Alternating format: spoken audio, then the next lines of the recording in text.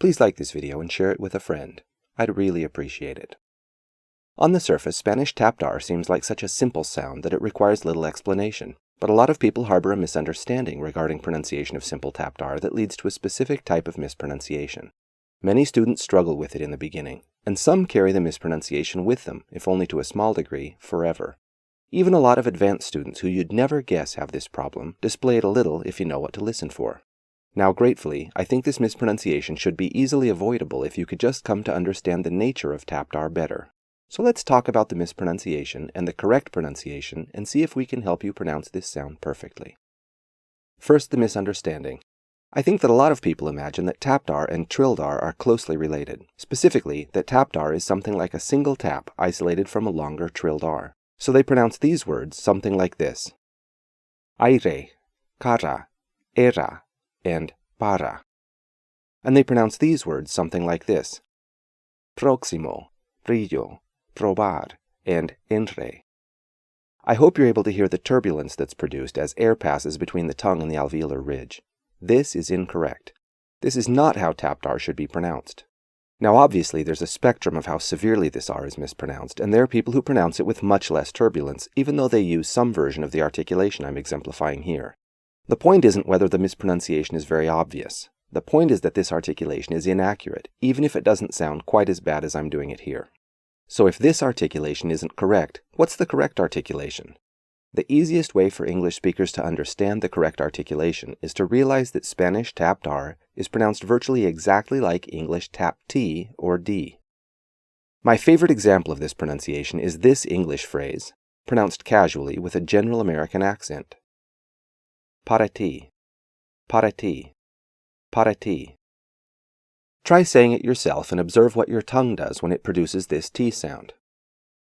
Para ti, para ti, para ti. The T sound in this phrase is essentially identical to the R sound in this phrase. Para ti, para ti, para ti. Observe that you don't pronounce this T sound with turbulence like a single tap isolated from a longer trill. Para ti. It's articulated a different way. Similarly, you shouldn't pronounce this R sound with turbulence like a single tap isolated from a longer trill. That would be just as incorrect. I think an anatomical explanation of how this sound is correctly articulated is kind of pointless. I've learned from sad experience that once people start describing the fine details of the actions of the organs of the mouth, they stop understanding each other well. I think a much better way to make this clear is to make a comparison to sounds you're already likely familiar with and give a bunch of examples. I apologize to viewers who are not speakers of general American English. I can only talk about what I know, and my native language is American English.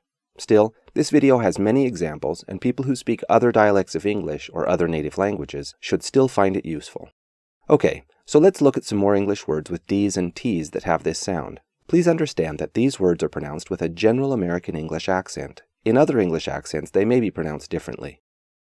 Lotto, rated, booted, noted, waiting, eating, sitting, setting, scooter, daughter, 80, atom, kiddo, coda, wedding, eddy, budding, pudding, lady, coding.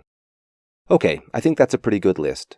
Again, you'll notice that the D or T sound had no turbulence. None of these words was pronounced like atom or lady, with turbulence associated with a T or D.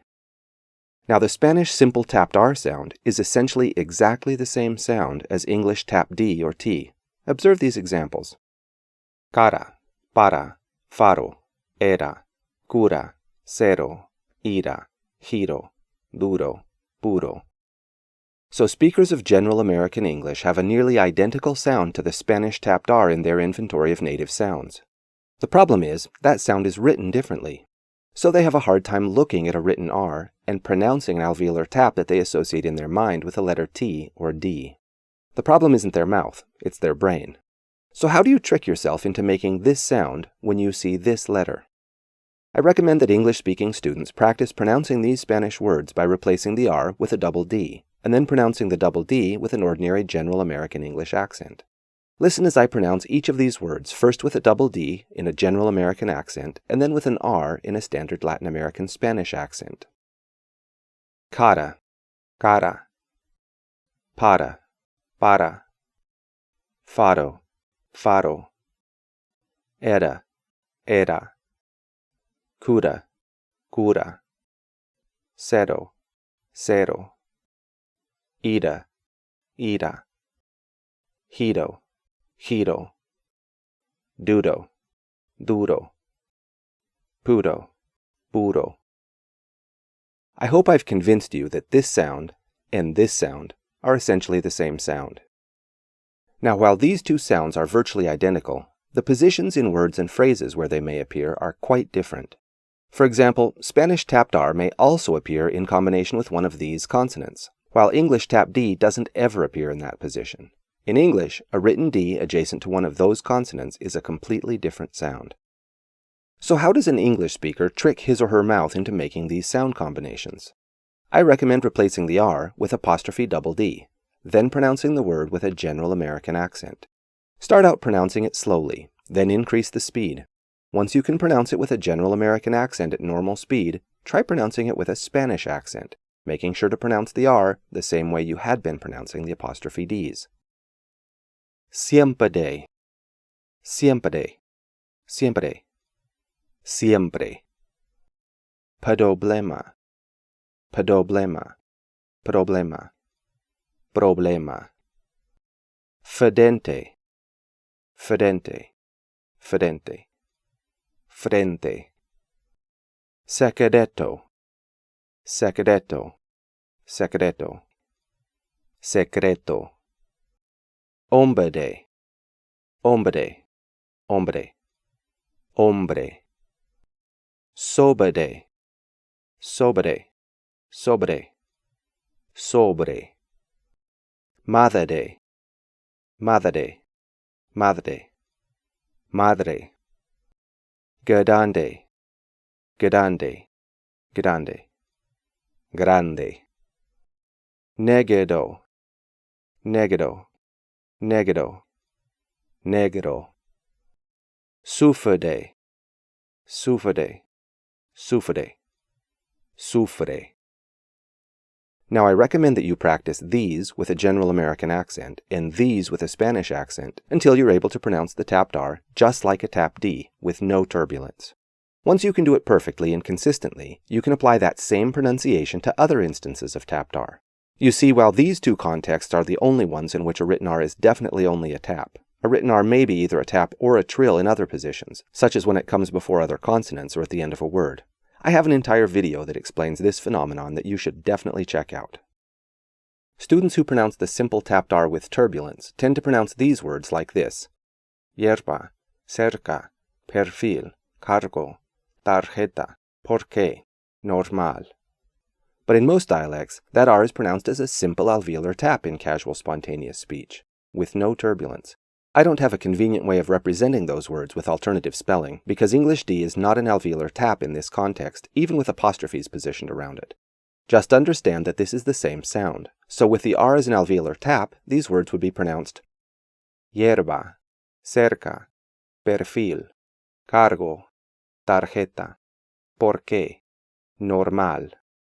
If you've already learned and internalized the alveolar tap from words in the earlier part of this lesson, you should be able to apply it to words in this category.